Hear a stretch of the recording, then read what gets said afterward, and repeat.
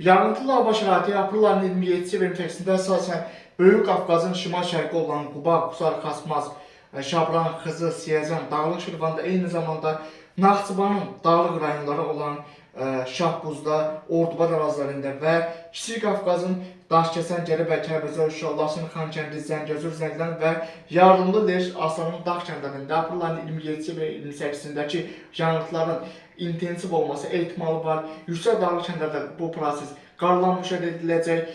Lakin dəniz səviyyəsindən artıq 1600 metrdən yüksəkdə yerləşən ərazilərdə bu proses sulu qar və qara keçsə də, bir qədər düzən ərazilərdə isə bu proses yağışla və intensiv yağışla müşahidə ediləcək.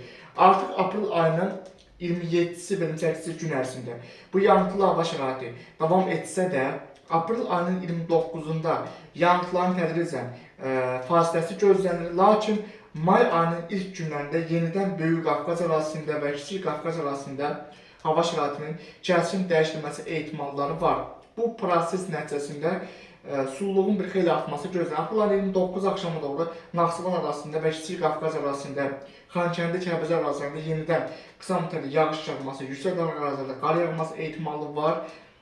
Aprel ayının 30 gündüz saatlarında hava nisbətən sabit keçir, lakin yüksək dağlıq ərazilərdə yenə də buludluğun artması ehtimalları var.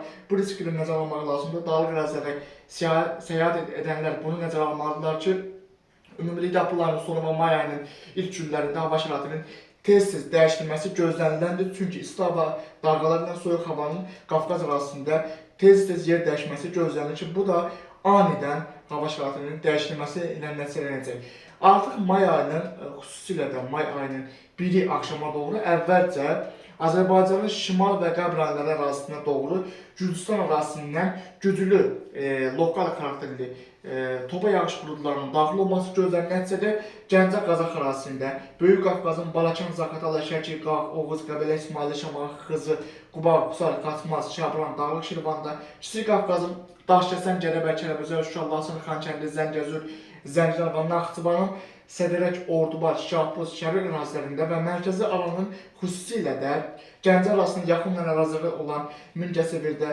Yevlax, Kürdəmir ərazisində, eyni zamanda Ucarda və Zərdabda da hava şəraitinin kəskin dəyişilməsi ehtimalı var. May ayının 1-i axşama doğru bu proses başlayacaq. May ayının artıq İkisinə keçən gecə isə bu prosesin bir qədər də intensivləşməsi ehtimalı var. Bu da lokal leysan xarakterli yağışlarla bərabər lokal dolu proseslərinə də səbəb ola bilər.